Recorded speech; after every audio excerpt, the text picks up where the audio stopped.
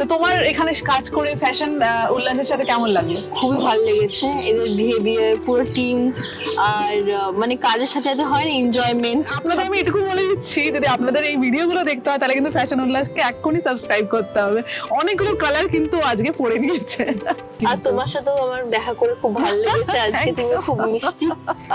You are so sweet. আমি মনে করি লাইফে মানে সবসময় মানে একটা জায়গায় স্টেপ থাকা উচিত না, লাইফে কিছু এক্সটেন্ড করা উচিত, এক্সটেন্ড করা উচিত লাইফে।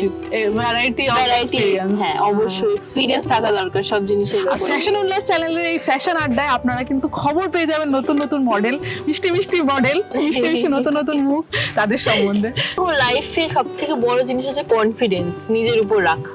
যখন তোমার কাছে কনফিডেন্স থাকে তুমি যে কোনো ড্রেস ক্যারি করতে পারবে।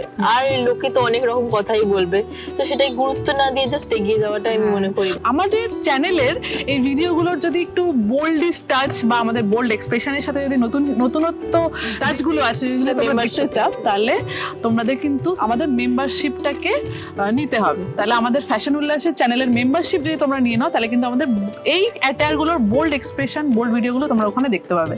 তো this is me Smita Sana with Shreya, new model. আর আমাদের ভিডিওগুলোকে লাইক করো, আমাদের ভিডিওগুলোকে দেখো, ভালো লাগলে শেয়ার করো, আর সাবস্ক্রাইব করো। ইয়েস। আর প্রচুর প্রচুর প্রচুর প্রচুর শেয়ার করো। Thank you. This is me Smita Sana.